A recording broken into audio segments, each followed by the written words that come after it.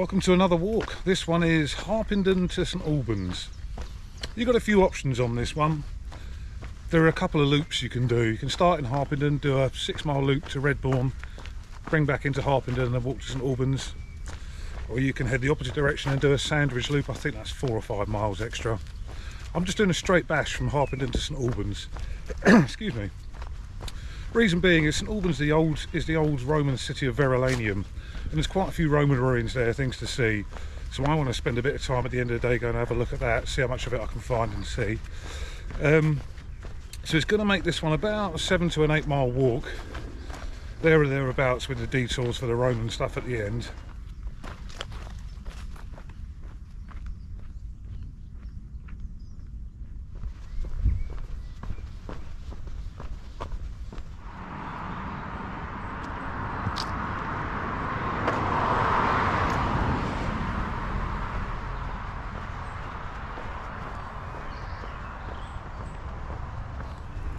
This is the Childrippery estate, a very nice entrance there. I've just discovered that some of the things I've shot were on fast forward and photo, not video. I'm hoping I haven't lost too much footage on this one already, because I'm not going back to start again. This place is very nice. It's an old estate manor, deer park, farm, stud farm, and there's some little cottages up there with its own church. It's like its own self-contained, well, estate is what it is. But it's owned by Stanley Kubrick. He's dead now, but his wife still owns it. So they live in the 18 bedrooms estate house. We might get a shot of that. It's quite set back. But the little village in here is beautiful. We're just coming up to it now.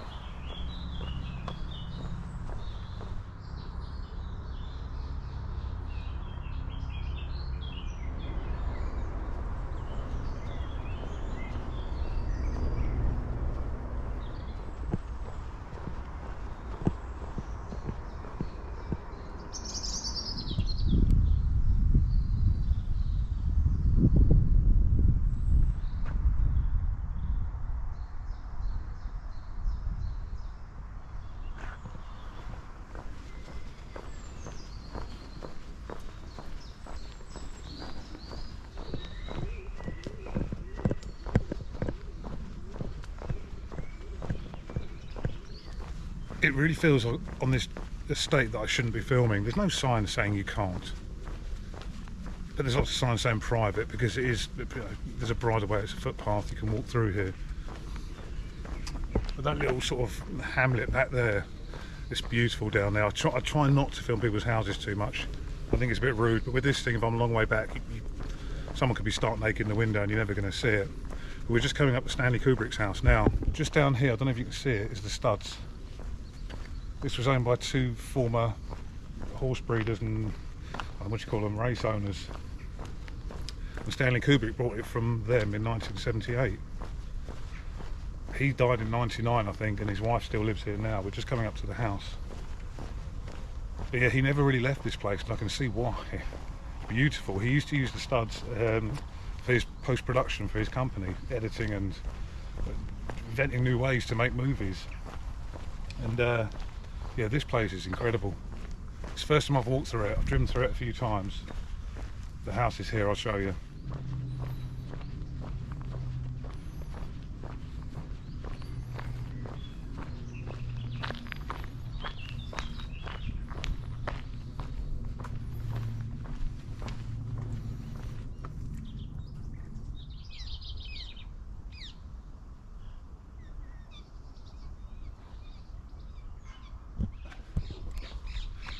I love these trees here in the background. I'm not sure what they're called.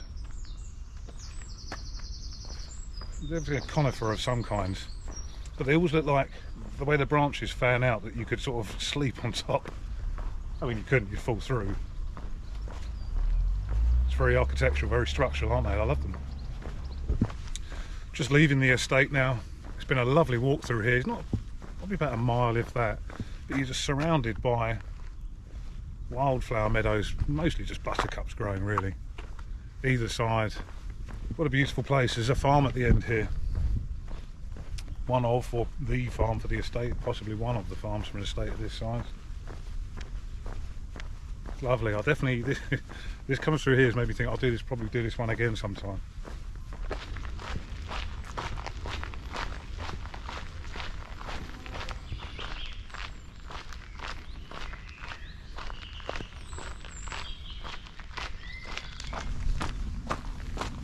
About a mile or so after leaving Childwickbury,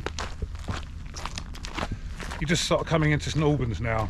This is where you find the first bit of Roman ruins, and it's a theatre. This is the bit I really wanted to see because I've driven past it so many times, but you can't park there. So when you follow this path out, you'll come to a roundabout, follow the sign for, it would be probably marked Hemel Hempstead, follow that road, and it's about 200 metres up on the right hand side. You can't miss it, it just has a sign saying Roman Theatre. On the website it says it's open Fridays and Saturdays. I think you pay £3 to go in and have a look. Don't quote me on that. But there's a sign outside I actually drove past the other day and it said open every day, so I'll find out when we get there, but I'm hoping it's open because I've always wanted to see the bloody thing. I don't think there's a huge amount there. You can see a lot of the earthworks, and there's one of the columns, the stage door columns, still there as well. But let's find out. Don't know if it shows, but St Albans Cathedral there, dominating the skyline of St Albans. We'll have a look at that. That'll be right at the very end of the walk. And there's an old gatehouse next to it as well, which was part of the old monastery that used to be attached to it.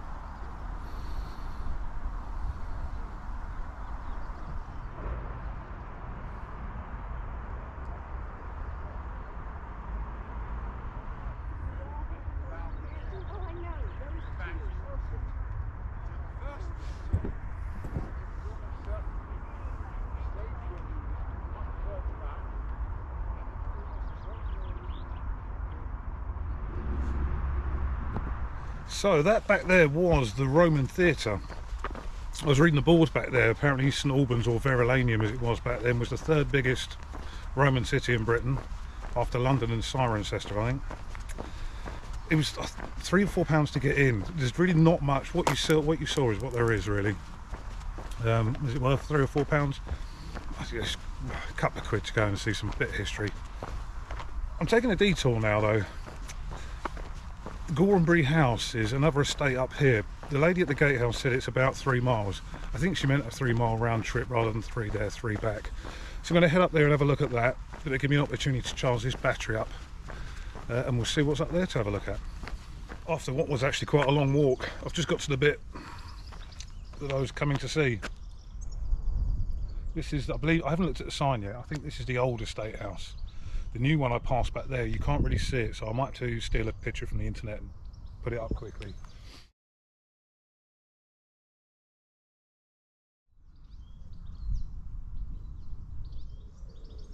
So that's what it would have looked like.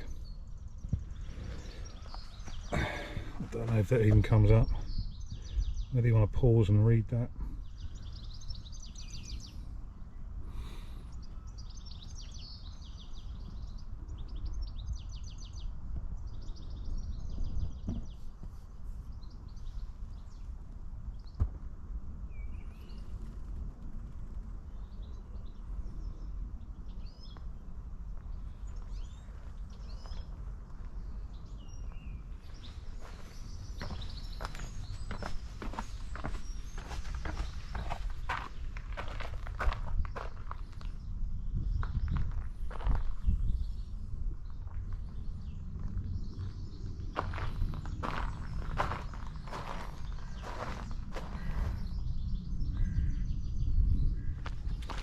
This old building behind me is marked up as a well house.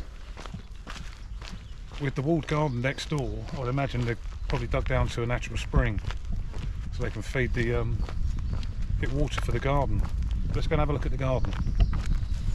Well, let's go and have a look at the walled, what remains of the walled garden. Chickens.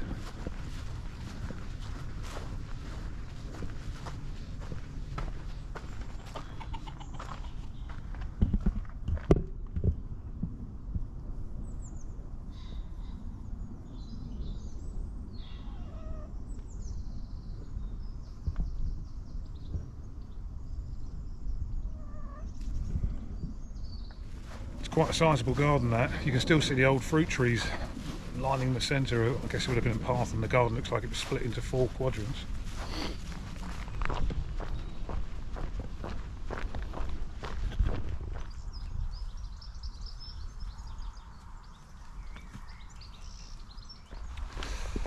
Just coming back down to St Albans now.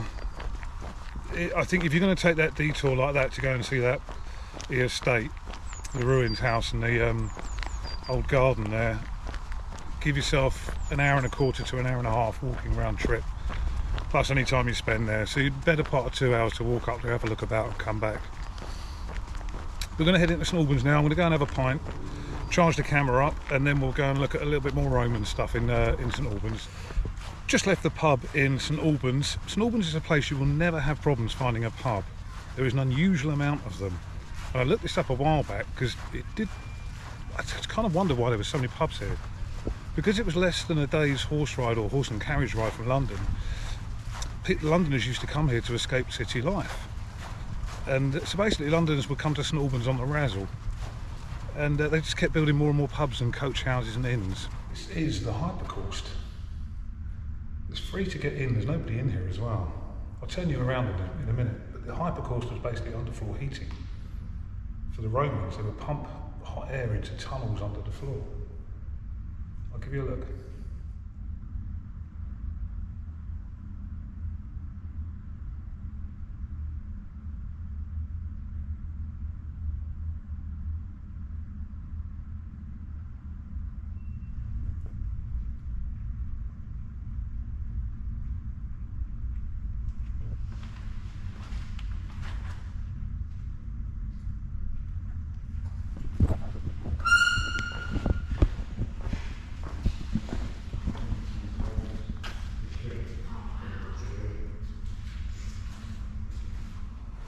So that's the Hypercourse building behind me with the mosaic in. Completely free to get in, just walk in, there's no attendance, no nothing. I think someone just basically unlocks it at 10 o'clock and locks it back up at 4.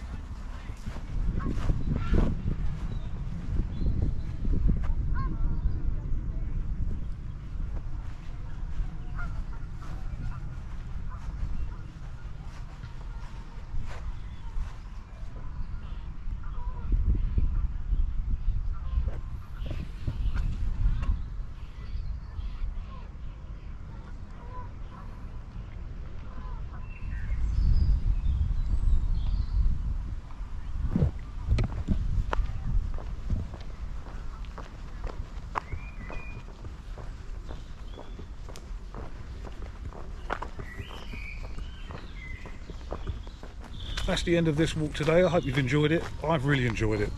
I changed the plans towards the end here. I said I was going to show you the cathedral. I'm going to do this again, but with the Redbourne loop. And I will show you the cathedral and the lake walk and the monastery on that one to change things up. It's a good one. I think if you live in London, it's really not a difficult journey to get to Harpenden. Or if you live in this area, it's been a really easy walk, really flat. Yeah, I'm going to come back and do this one again with the Harpenden loop. Hope you've enjoyed it. Possibly the next video that comes out will be a national trail. I've got 2 weeks till I'm off, got a week off. We'll see what happens weather-wise, but thanks for watching. I'll see you for the next one.